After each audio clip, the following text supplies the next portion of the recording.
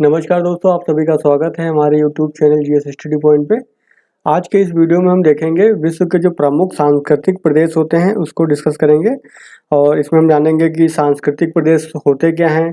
फिर देखेंगे कि सांस्कृतिक प्रदेश जो है उनका निर्धारण किया जाता है, वो किन कारकों पर आधारित होता है। और साथ में देखेंगे विश्व के जो प्रमुख सांस्कृतिक प्रदेश हैं उनको हम देखेंगे। तो परीक्षा की दृष्टि से आपका इम्पोर्टेंट है ये।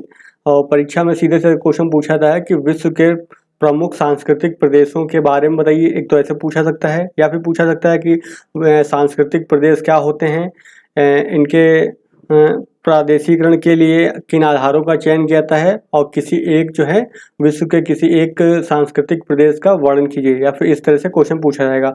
तो जैसा क्वेश्चन पूछा जाएगा हम उसके अकॉर्डिंग अपना आंसर लिखेंगे। ठीक है, तो देख लेते हैं सांस्कृतिक प्रदेश। तो आपने इससे पहले वाले वीडियो में समझ लिया होगा कि प्रदेश होते क्या हैं। तो प्रदेश क्या होते हैं? प्रदेश वो क्षेत्र होते हैं जिनमें क्या आंतरिक समरूपता होती है और बाह्य विषमता होती है, यानी कि वो बाहर के जो आसपास के क्षेत्र से वो अलग होते हैं और अंदर जो क्षेत्र पाया जाता है, जो क्षेत्र होता है, प्रदेश होता है, उसमें क्या होती है, आंतरिक रूप से समरूपता होती है, यानी उनमें समानता पाई जाती है। तो ये हो गया प्रदेश। अब सांस्कृतिक प्रदेश की बात हो रही है, इसका मतलब क्या हुआ, यहाँ पे जो समानता पाई जाएगी वो किस आधार पर पाई जाएगी? संस्कृति के आधार पर, किसी विशेष संस्कृति के आधार पर यहाँ पे जो है समानता पाई जाती है। तो विश्व के विभिन्न भागों में विभिन्न प्रकार की क्या है, संस्कृतियां पनपी हैं समय के साथ, और विश्व को विभिन्न सांस्कृतिक प्रदेशों में बांटा जाता है। सांस्कृतिक प्रदेश वह भौगोलिक क्षेत्र है जहाँ सांस्कृतिक लक्षणों में क्या है, समरूपता पाई जाती है। सांस्कृतिक लक्षणों में प्रादेशिक भिन्नता होने के कारण सांस्कृतिक प्रदेश भली भांति क्या होते, परिलक्षित होते हैं, यानी दिखाई देते हैं। क्यों? क्योंकि वहाँ पे जो है प्रादेशिक भिन्नता पाई जाती है, जिसकी वजह से जो है सांस्कृतिक लक्षण वहाँ के बदल जाते हैं। फिर रेड्जल ने जो है सांस्कृतिक दृश्य भूमि की जो है अवधारणा में सांस्कृतिक प्रादेशिकरण की झलक मिलती है। यानी इन्होंने अपनी जो कल्चरल लैंडस्केप यानी कि सांस्कृतिक दृश्य भूमि की अवधारणा प्रस्तुत की थी, उसमें क्या है, सांस्कृतिक प्रादेशिकरण की झलक मिलती है। फिर मानव जो है प्राकृतिक दृश्य भूमि को परिवर्तित करके सांस्कृतिक दृश्य भूमि का निर्माण करता है। यानी कि जो प्राकृतिक दृश्य भूमि क्या होते हैं, इसको बोलते हैं नेचुरल लैंडस्केप। तो अगर कोई भी प्रदेश है तो उसमें क्या मानव क्या उस प्रदेश में जो है परिवर्तन करता है। अब उस परिवर्तन से क्या होता है, सांस्कृतिक दृश्य भूमि का निर्माण हो जाता है और उस पर अमिट छाप छोड़ता है। तो ये हो गया, क्योंकि प्राकृतिक दृश्य भूमि में प्रादेशिक परिवर्तन पाए जाते हैं। क्योंकि आपको पता है हर पूरा विश्व अगर देखेंगे पूरी पृथ्वी पर तो अलग अलग जगह पे प्राकृतिक दृश्य अलग अलग पाए जाते हैं। अब अलग अलग प्राकृतिक दृश्य पाए जाते हैं और इन्हीं प्राकृतिक दृश्यों को ही जो है परिवर्तित करके क्या बनते हैं, मानव बनाता है, सांस्कृतिक परिदृश्य बनाता है। तो अगर प्राकृतिक परिदृश्य अलग अलग होंगे तो जाहिर सी बात है मानव अगर उसमें सांस्कृतिक परिदृश्य का निर्माण करेगा तो वो भी क्या होंगे, अलग अलग होंगे। तो वही लिखा हुआ, इसीलिए जो है सांस्कृतिक दृश्य भूमि में प्रादेशिक भिन्नताओं का पाया जाना क्या है, स्वाभाविक है। यानी जो कोई भी सांस्कृतिक परिदृश्य अगर मिल रहा है वहां पर, तो वहां पे क्या है, प्रादेशिक भिन्नता तो पाया जाना स्वाभाविक होगा। आगे देखिए, विश्व को जो है सांस्कृतिक प्रदेशों में बांटने के लिए विभिन्न सांस्कृतिक चरों यानी कि बहुत सारे जो है सांस्कृतिक चर लिए जाते हैं का प्रयोग किया जाता है, जिनमें कौन से प्रमुख कौन से हैं, सामाजिक रीति रिवाज। यानी किसी क्षेत्र में किसी प्रदेश में वहाँ का सामाजिक रीति रिवाज कैसा है, वहाँ पे परंपराएं कैसी हैं, आर्थिक गतिविधियाँ वहाँ पे कैसी हो रही हैं, भोजन क्या खाते हैं, वस्त्र क्या है, भाषा क्या उनकी है, फिर साथ में शारीरिक लक्षण आदि जो है प्रमुख होते हैं। ये चर जो है सारे, इनके आधार पर ही जो है सांस्कृतिक प्रदेशों को बांटा जाता है। इन चरों का प्रयोग करके विभिन्न सांस्कृतिक प्रदेशों की पहचान की जा सकती है। एक ब्रोक वेब महोदय हैं, विद्वान हैं, तो उनके अनुसार जो है संस्कृत पर जो है धर्म का जो है प्रभाव सबसे अधिक पड़ता है, कोई भी संस्कृत होती है। तो ब्रोक वेब के अनुसार जो है संस्कृति पर धर्म का प्रभाव जो है पड़ता है। विश्व भर में लोगों का खान पान हो गया, वेशभूषा हो गया, दैनिक कार्यक्रम हो गए, मानवीय विश्वास यानी कि मानव यानी ह्यूमन बिलीफ तथा सामाजिक मूल्य यानी कि सोशल वैल्यू जो होती हैं, धार्मिक संदेशों एवं प्रथाओं से क्या होते हैं, प्रभावित होते हैं। यानी कि कहने का मतलब ये है, कोई भी व्यक्ति हो, कोई भी समाज हो, तो वहाँ पे जो है धर्म का बहुत ज़्यादा उस पे प्रभाव रहता है। अब धर्म में ये बताया था कि आपको खाना क्या खाना है, धर्म के अनुसार होता है। खान पान निर्धारित होगा, क्या पहनना है क्या नहीं पहनना है, क्या काम करना है क्या नहीं करना है, किस तरह के विश्वास करने आपको हैं, किस तरह के सामाजिक मूल्यों का विकास होना है, वो सब कौन निर्धारित करेगा। ये सारी चीज़ें निर्धारित होती हैं किसके आधार पर, धर्म के आधार पर। तो अब क्या है, धर्म यानी कि एक बहुत बड़ा चर हो गया, जिसके आधार पर आप जो है विश्व के प्रमुख सांस्कृतिक प्रदेशों का क्या कर सकते हैं, प्रादेशीकरण कर सकते हैं।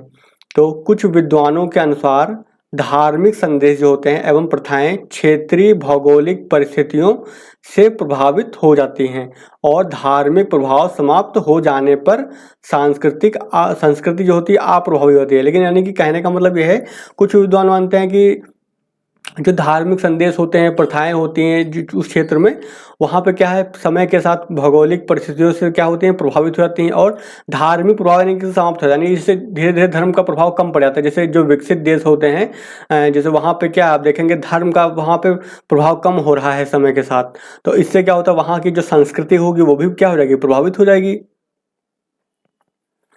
तो उसका यानी कि यह है कि धर्म यानी कि वहाँ पे जो है धर्म का जो है प्रभाव कम हो जाता है वहाँ की संस्कृति पर। फिर इन परिघटनाओं के आधार पर ब्रोक वेब ने संपूर्ण विश्व को जो है निम्नलिखित चार मुख्य, तो चार तो मेन हो गए, तथा दो गौड़ यानी कि दो गौड़ का मतलब नहीं, दो जो है रीजन है वो कैसे है, सेकेंडरी। गौड़ का मतलब होता है छद्म माने छोटा, सांस्कृतिक प्रदेशों में बांटा है। तो चार तो मुख्य हो जाएंगे, और जो है दो जो है कैसे प्रदेश हैं, वो गौड़ प्रदेश होते हैं। तो हम देख लेते हैं प्रमुख यानी मुख्य प्राकृतिक प्रदेश, सांस्कृतिक प्रदेश कौन से हैं। तो आपका पहला हो गया पाश्चात्य प्रदेश, यानी वेस्टर्न जो रीजन हो गया। फिर दूसरा हो गया इस्लामी सांस्कृतिक प्रदेश, यहाँ पे क्या होगा, यहाँ पे ये इस्लाम धर्म होगा, वहाँ पे ये प्रदेश पाया जाएगा।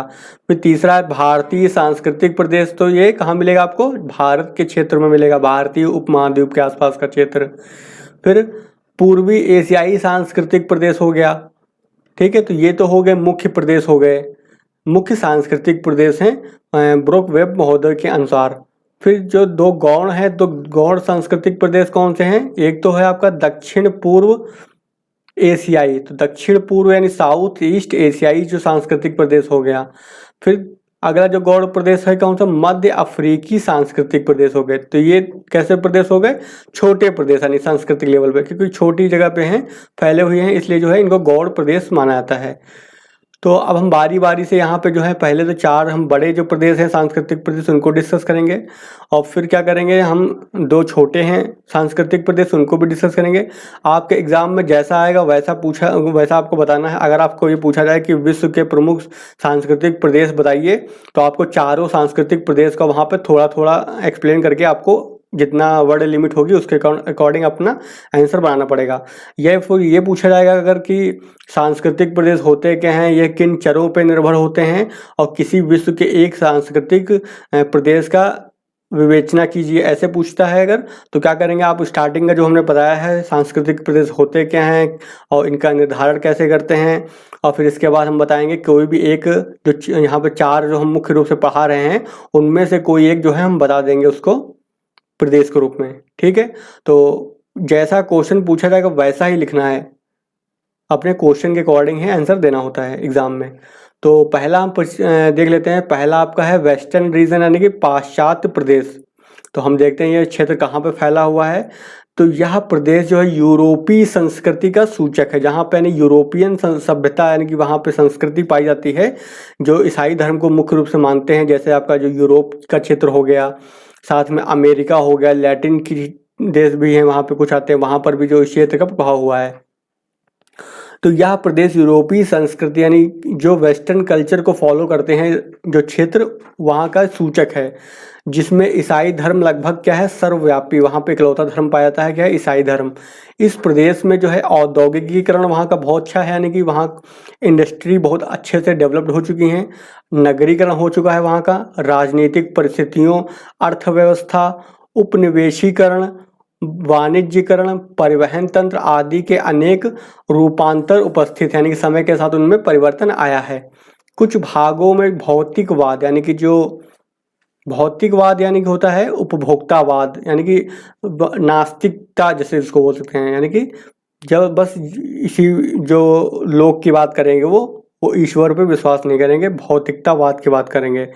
तो कुछ भागों में भौतिकवाद इतना अधिक हो गया है कि धार्मिक मूल्यों की लगभग पूर्ण उपेक्षा हो रही है, यानी वो लोग धर्म जो उनके ऊपर हावी नहीं हो पाता है और जो है धार्मिक जो मूल्य होते हैं उनकी क्या करते हैं, अवहेलना करते हैं, उनकी उपेक्षा करते हैं, उनको मानते नहीं है वो, और परंपरागत मूल्यों का ह्रास हो रहा है।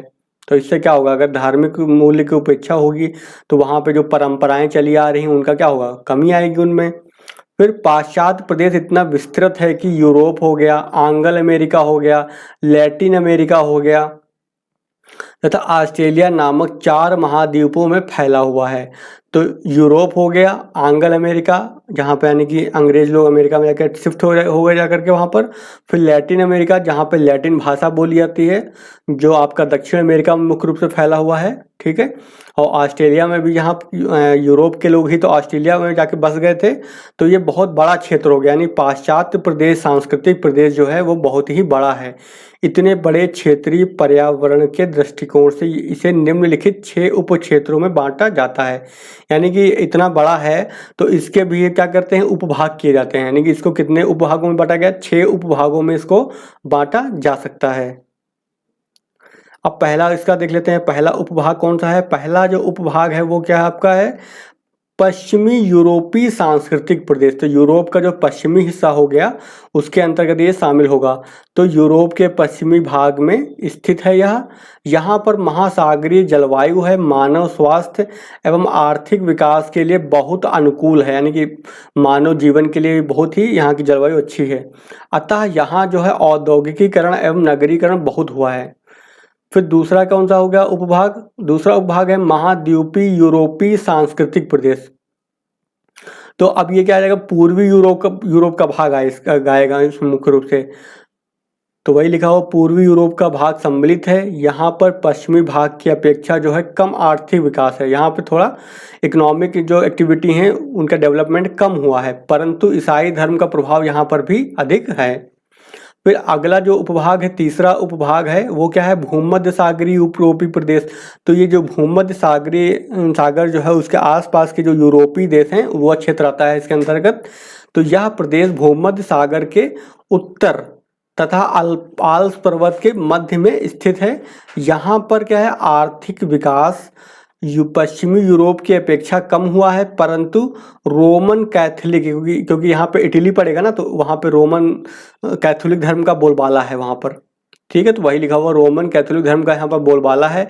यहाँ पर जो है सामाजिक परंपराओं की जड़ें काफ़ी गहरी हैं, यानी कि उन पर जो है सामाजिक जो परंपराएं हैं उन पर बहुत ज़्यादा प्रभाव उनका है, उनकी जड़ें क्या हैं, गहरी हैं। अब चौथा उपभाग जो है, चौथा उपभाग कहाँ पे हम पहुँचेंगे, अब अमेरिका पहुँच जाएंगे। तो आंग्ल अमेरिकी सांस्कृतिक प्रदेश, यानी कि ये उत्तरी अमेरिका जो क्षेत्र है वो आएगा। तो वर्तमान में यह विश्व का क्या है, सबसे समृद्ध प्रदेश है, क्योंकि आपको पता है अमेरिका जो है सबसे ज़्यादा डेवलप्ड कंट्री है। यहाँ पर क्या है, अधिकांश जनसंख्या उन लोगों की है जो यूरोप से आकर यहाँ बस गए थे। अतः यहाँ की जो वर्तमान संस्कृति पर यूरोपीय संस्कृति का क्या है, प्रभाव परिलक्षित होता है, यानी दिखाई पड़ता है। यहाँ प्रोटेस्टेंट धर्म तथा उत्कृष्ट राजनीतिक, सामाजिक एवं आर्थिक व्यवस्था है। तो यहाँ पे मुख्य रूप से जो धर्म है कैसा है, वो प्रोटेस्टेंट धर्म है, और यहाँ का अच्छा क्वालिटी का जो है, उत्कृष्ट क्वालिटी का जो है राजनीतिक, सामाजिक एवं आर्थिक व्यवस्था यहाँ पर है। फिर आगे देखिए लैटिन अमेरिकी सांस्कृतिक प्रदेश। तो ये कहाँ मिलेगा आपको, मुख्य रूप से ये दक्षिणी अमेरिका जो है आपका उस पर फैला हुआ, वहाँ पे लैटिन भाषा बोलते हैं, उसके आधार पे है ये।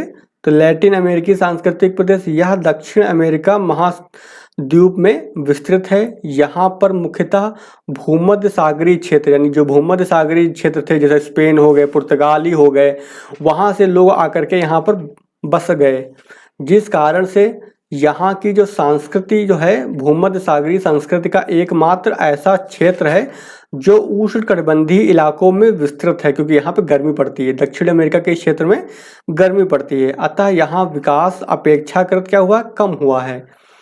यहाँ के जो स्थानीय जनजातियों के लोगों को ईसाई धर्म अपनाना पड़ा, उपनिवेश के कारण यहाँ पर कई देशों की राष्ट्रीय भाषाएं भी स्पेनिश एवं पुर्तगाली शैलियों से क्या है प्रभावित हैं। इन देशों का भूमध्य सागरीय यूरोपीय देशों से गहरा आर्थिक, सामाजिक, सांस्कृतिक संबंध है, क्योंकि वहाँ से आए हुए हैं तो जाहिर सी बात है उनसे यूरोपीय देशों से क्या करेंगे, जो भूमध्य सागरीय यूरोपीय देश हैं स्पेन, पुर्तगाल, वहाँ की संस्कृति से ये क्या सामाजिक सांस्कृतिक रूप से संबंध पाए जाएंगे वहाँ पर, क्योंकि यहाँ के निवासी भूमध्य सागरीय देशों के लोगों के ही वंशज हैं। तो यानी वहाँ से ही लोग माइग्रेट होकर के यहाँ पर आए थे, क्योंकि आपको पता है एक समय जो है यूरोप में इतनी ज़्यादा जनसंख्या बढ़ गई थी तो वहाँ पर जगह की कमी पड़ गई थी, इसलिए जो है विश्व के अनेक भागों में लोग खोज के लिए प्रेरित हुए थे।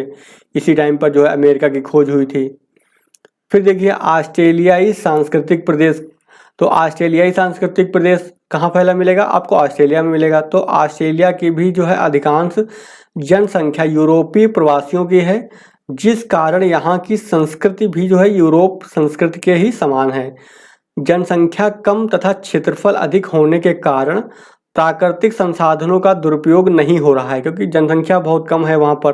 और बहुत बड़ा जो ऑस्ट्रेलिया महाद्वीप है, बहुत बड़ा है महाद्वीप, वहाँ की जनसंख्या के अनुपात में देखा जाए तो वहाँ पे जो है प्राकृतिक संसाधनों का दुरुपयोग या फिर दोहन बोला जाए तो कम हो रहा है। और लोग आर्थिक दृष्टि से क्या है वहाँ पे समृद्ध हैं। यहाँ पर मुख्य रूप से प्रोटेस्टेंट धर्म के अनुयायी हैं। तो हमको पता होना चाहिए वहाँ के जो लोग हैं वो किस धर्म को अपना रहे हैं, क्योंकि धर्म के प्रभाव में ही वहाँ की संस्कृति देखी जा सकती है। अब हम दूसरा देखते हैं सांस्कृतिक प्रदेश। पहले तो हमने पहला सांस्कृतिक प्रदेश देखा, उसके 6 भाग देख लिए हमने, 6 मुख्य रूप से उसके उपभाग देख लिया। अब क्या है हम दूसरा सांस्कृतिक प्रदेश देखते हैं। दूसरा सांस्कृतिक प्रदेश कौन सा है आपका, इस्लामी सांस्कृतिक प्रदेश हो गया। तो अब इस्लामी सांस्कृतिक प्रदेश कहाँ मिलेगा, जहाँ पे इस्लाम धर्म फैला हो।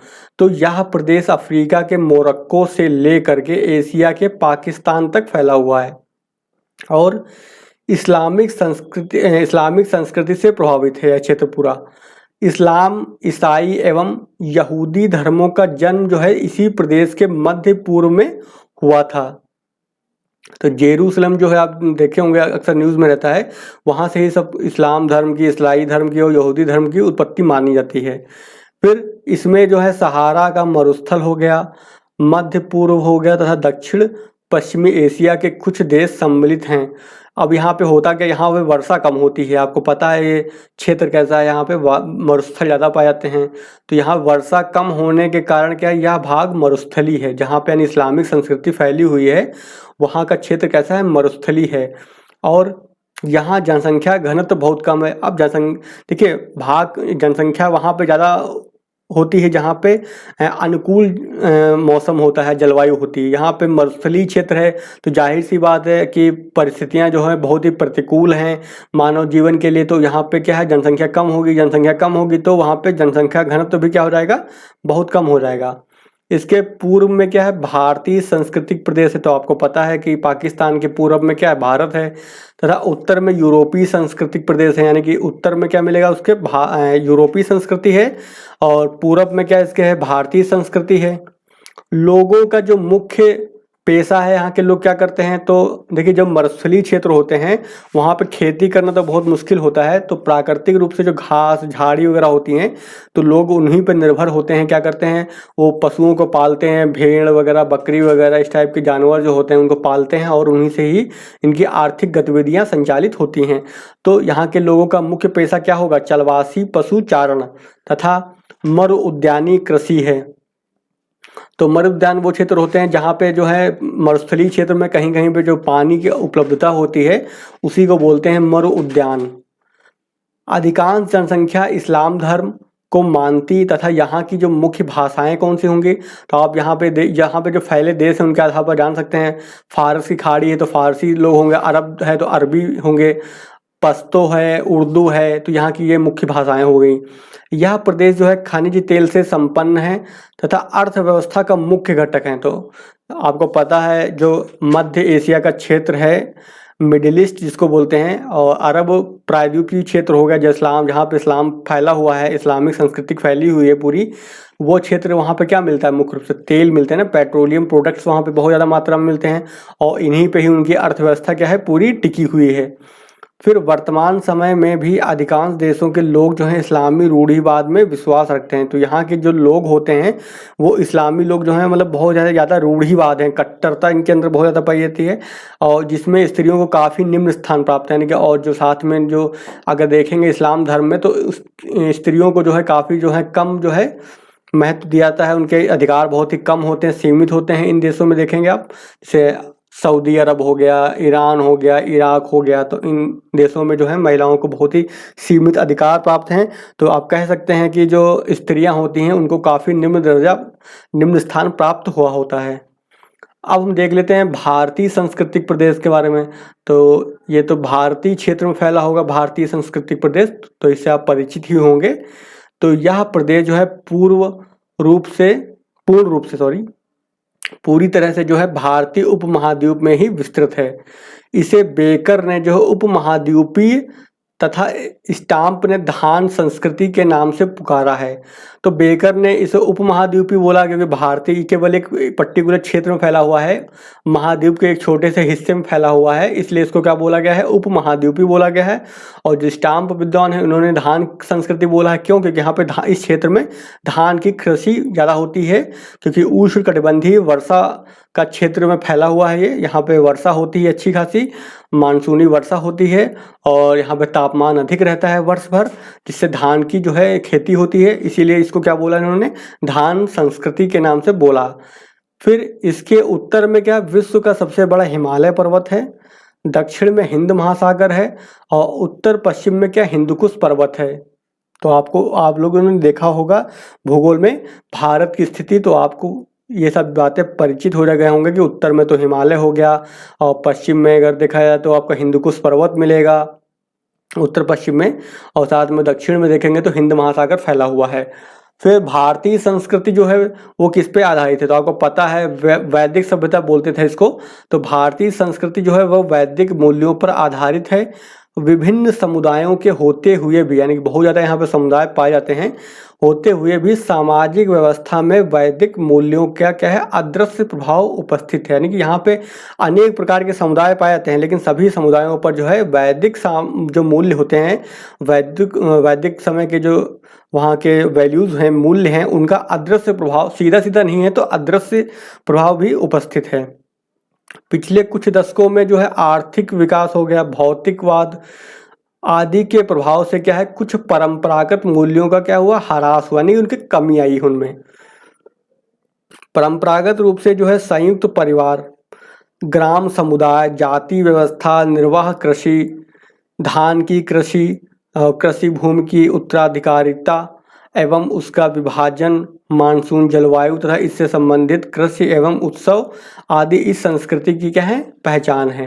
तो आपको पता है कि भारत में क्या है, ज्वाइंट फैमिली की जो है चला आ रहा है स्टार्टिंग से ही। तो यहाँ जो परंपरा रही है कैसी रही है, ज्वाइंट फैमिली की रही है। फिर ग्राम समुदाय, यानी गांव एक समुदाय के रूप में रहता है। जाति व्यवस्था, तो आपको पता ही होगा कि भारत में कैसे फैली हुई है जाति व्यवस्था। और यहाँ पे जो कृषि होती है वो जीवन निर्वाह कृषि, धान की कृषि होती है, यानी धान मुख्य रूप से पैदा किया जाता है। और कृषि भूमि की जो उत्तराधिकारिता होती है, ये भी आपको पता है कि कैसे होती है, कि पिता के बाद पुत्र को जो है मिलती है, यहाँ पे उत्तराधिकार मिलता है। वहाँ पे बेटियों को कोई अधिकार नहीं मिलता था पहले, अब कानूनी अधिकार दिया गया है। लेकिन जो भूमि में उत्तराधिकार जो है पहले जो चला आ रहा है सामाजिक मूल्यों के अनुसार और जो परंपरागत मूल्यों के अनुसार, वो क्या था, पिता से जो है पुत्र को जो है मिलती थी भूमि। ठीक है, तो ये इसके कुछ क्या है, मुख्य लक्षण हो गए किसके, भारतीय जो सांस्कृतिक प्रदेश हैं उसके लक्षणों को हमने देख लिया। अब जो चौथा और आखिरी जो बड़ा मुख्य प्रदेश है वो कौन सा है, पूर्वी एशियाई सांस्कृतिक प्रदेश। तो आप समझ गए होंगे पूर्वी एशियाई कहाँ मिलेगा आपको, जो एशिया का पूर्वी क्षेत्र हो गया। तो यह मूलतः कौन सा, बौद्ध सांस्कृतिक क्षेत्र है। तो आपको पता है इस क्षेत्र में बुद्ध धर्म जो है फैला हुआ है, जिसमें कई क्षेत्रीय क्या है, भिन्नताएं पाई जाती हैं। बौद्ध धर्म के साथ साथ यहाँ पर कन्फ्यूशियनवाद तथा ताओवाद भी प्रचलित है, यानी चाइना वाला का क्षेत्र हो गया ये। यथार्थ बौद्ध संस्कृति को दक्षिण कोरिया और जापान में देखा जा सकता है, यानी कि वास्तविक जो रूप से जो बौद्ध संस्कृति को देखना है अगर आपको, तो आप दक्षिण कोरिया जाइए या फिर जापान में जाइए, वहाँ पे आप वास्तविक रूप से बौद्ध संस्कृति को देख सकते हैं। जिसका अस्तित्व क्या है, नगरीकरण, औद्योगिकरण, आधुनिकीकरण आदि के प्रभाव के बावजूद भी ज्यों का त्यों बना हुआ है। यानी जापान में आप देखेंगे नगरीकरण भी है, औद्योगिकीकरण भी है, बहुत ही मॉडर्न है वहाँ के लोग, उसके बावजूद भी जो है बौद्ध संस्कृति का वहाँ पे जो अभी भी जो है प्रभाव देखा जा सकता है, बिल्कुल उनके वास्तविक रूप में। नदी घाटियों में उपजाऊ मिट्टी का निर्माण हुआ है इस क्षेत्र में, जिस कारण से यहाँ पर गहन कृषि की जाती है। तो इस क्षेत्र में जो है उपजाऊ मृदा मिलती है नदी घाटी क्षेत्रों में, जिसमें क्या होती है, वहाँ पे गहन कृषि होती है, यानी इंटेंस क्रॉपिंग होती है वहाँ पर। फिर इसके उत्तर में रूस का क्या है, विशाल क्षेत्र है, जहाँ पर क्या है साम्यवादी सरकार की स्थापना से धर्म का कोई विशेष महत्व नहीं रहा। यानी कि साम्यवादी सरकार है वहाँ पर, रसिया में, आपको पता ही होगा। और यहाँ पे जो है धर्म का कोई विशेष महत्व नहीं है। इसका उत्तरी भाग जो है सामान्यतः हिम आच्छादित रहता है, यानी कि वर्ष भर जो है साइबेरिया का क्षेत्र है वहाँ पे क्या रहता है, बर्फ से ढका रहता है, लगभग बहुत ही कम समय के लिए वो खुलता है। और लोग आदिवासी जीवन व्यतीत करते हैं, और वहाँ के लोग जो हैं आदिवासी जीवन व्यतीत करते हैं, क्योंकि वहाँ पे जो आधुनिक गतिविधियाँ नहीं हो पाती हैं। फिर ट्रांस साइबेरियन रेलवे लाइन के निर्माण से यहाँ पर आर्थिक, सामाजिक एवं सांस्कृतिक परिवर्तन हुए हैं। तो आपको पता है यूरेशिया के इस क्षेत्र से लेकर के उस क्षेत्र तक फैला हुआ है ये रेलवे मार्ग, ट्रांस साइबेरियन रेलवे मार्ग। और इस रेलवे मार्ग की वजह से थोड़ा बहुत जो साइबेरिया के इस क्षेत्र में आर्थिक गतिविधियाँ और सामाजिक सांस्कृतिक गतिविधियाँ हुई हैं। चलिए अब अगला देख लेते हैं, जो गौण प्रदेश दे रखे थे ना हमारे, हमने 4 जो है मुख्य प्रदेशों को देख लिया, सांस्कृतिक प्रदेशों को। अब देखिए 2 जो गौण प्रदेश यानी जो थोड़ा कम महत्व के प्रदेश हैं, सांस्कृतिक प्रदेश, उनको देख लेते हैं। तो पहला दे रखा है दक्षिण पूर्वी एशियाई सांस्कृतिक प्रदेश। तो साउथ ईस्ट एशिया का जैसे क्षेत्र हो गया, इसमें मुख्य रूप से कौन सा आएंगे देश, म्यांमार हो गया, वियतनाम हो गया, थाईलैंड वगैरह हो गया, फिलीपाइंस वगैरह हो गया, इंडोनेशिया हो गया, वो इसी क्षेत्र में पाएंगे, मिलेंगे आपको। जो साउथ ईस्ट एशिया के क्षेत्र के में इसको हम देखेंगे। तो यह प्रदेश कई सांस्कृतिक प्रदेशों के मिलन स्थल पर स्थित है। यहाँ पर जो है आप देखेंगे इधर आपका इसके दक्षिण में पश्चिम में देखेंगे तो आपका हिंदू का मिलेगा, हिंदू भारतीय सभ्यता मिलेगी। और इसके उत्तर में देखेंगे तो वहाँ पर क्या मिलेगा आपको, बौद्ध संस्कृति मिल रही है। तो यह प्रदेश कई सांस्कृतिक प्रदेश के मिलन स्थल पर स्थित है, और इसके बीच में क्या ये क्षेत्र स्थित हो जाएगा, जिस कारण इसे क्या बोलते हैं, संक्रामी सांस्कृतिक प्रदेश कहते हैं। यहाँ पर मुस्लिम धर्म भी मिलेगा आपको, बौद्ध धर्म भी मिलेगा आपको, ठीक है। तो उदाहरण के तौर पे म्यांमार, वियतनाम एवं थाईलैंड में बौद्ध धर्म है, फिलीपाइंस में यहाँ पे ईसाई धर्म है, तथा इंडोनेशिया के द्वीप में जो है भारतीयता, और मलेशिया एवं इंडोनेशिया में इस्लाम का प्रभाव स्पष्ट रूप से देखा जा सकता है। अब देख रहे होंगे यहाँ पे, यानी कि तीनों धर्म जो मुख्य रूप से हैं, ईसाई धर्म भी मिल रहा है, और जो भारतीय धर्म होता है वो भी मिल रहा है, इस्लाम धर्म है वो भी मिल रहा है, और बौद्ध धर्म है वो भी मिल रहा है। तो इसीलिए इस क्षेत्र को क्या बोलते हैं, संक्रमण का क्षेत्र बोलते हैं, ट्रांजिशन जोन है ये। अगला आपका दे रखा मध्य अफ्रीकी सांस्कृतिक प्रदेश। तो इस प्रदेश में क्या है, निग्रो, अब जाहिर से अफ्रीका का क्षेत्र है तो वहाँ पे निग्रो प्रजाति पाई जाती है। तो इस प्रदेश में निग्रो संस्कृति क्या है प्रधानता है, ठीक है। फिर इस सांस्कृतिक प्रदेश में जहाँ पर दक्षिण एशिया की संस्कृति का क्या है प्रभाव है, वहाँ पर पशुचारण अर्थव्यवस्था का क्या हुआ, विकास हुआ है। तो यहाँ पर भी जो है मुख्य रूप से जो है पशुचारण ही होता है, बहुत ही गरीब क्षेत्र है ये। और इन इलाकों में सूडान तथा अरब संस्कृतियों का मिश्रित प्रभाव है। वहाँ पर कृषि, उद्योग, पशुपालन आदि व्यवस्थाओं का विकास हुआ है, जहाँ पर जो है आगे देख लेते हैं, जहाँ पर यूरोपीय संस्कृति का प्रभाव रहा, यानी कि यूरोपीय क्षेत्र के लोग जहाँ पे आके बस गए तो उन्होंने अपनी यूरोपीय संस्कृति का प्रभाव डाला वहाँ पर, और वहाँ पर जो है सामाजिक, राजनीतिक, आर्थिक चेतना का विकास हुआ है यूरोपीय संस्कृति के प्रभाव में। जैसे दक्षिण अफ्रीका, तो अफ्रीका के जो दक्षिणी हिस्से में आप जाएंगे यहाँ पर मान लो, ठीक है, तो इस क्षेत्र में जो है यूरोपीय संस्कृति का यहाँ पे प्रभाव हुआ है, जिससे क्या है यहाँ पे आर्थिक, सामाजिक, राजनीतिक चेतना का विकास हुआ है समय के साथ। तो ये हमने देख लिया विश्व के जो प्रमुख जो हैं, क्या देख लिया, सांस्कृतिक प्रदेशों को देख लिया। परीक्षा की दृष्टि से इम्पोर्टेंट है, चाहे आप बिहार का दे रहे हो या फिर यूपी पीसीएस का दे रहे हो। तो इन एग्जाम, स्टेट के एग्जाम में बहुत पूछा जाता है, तो आप अपना इस पर एक अपना नोट जरूर तैयार करके रखिएगा। तो चलिए आज का वीडियो हम यहीं पर ख़त्म करते हैं। वीडियो को पसंद आया तो वीडियो को लाइक कर दीजिएगा, चैनल पर नए हैं तो चैनल को सब्सक्राइब कर लीजिएगा। और जियोग्राफी ऑप्शनल के पेड ग्रुप से अगर आप जुड़ना चाहते हैं तो आप हमें इस नंबर पर कॉल कर सकते हैं। नंबर है 8860558530। तो इस पे जो है पेड ग्रुप से संबंधित अधिक जानकारी प्राप्त कर सकते हैं। पेड ग्रुप में आपको पूरा कंप्लीट ज्योग्राफी ऑप्शनल कराया जाएगा, उसमें साथ में नोट्स भी प्रोवाइड कराए जाएंगे और डेली का आपको टारगेट दिया जाएगा। ठीक है, तो चलिए आज का वीडियो फिर हम यहीं पे ख़त्म करते हैं। मिलते हैं फिर नेक्स्ट वीडियो में।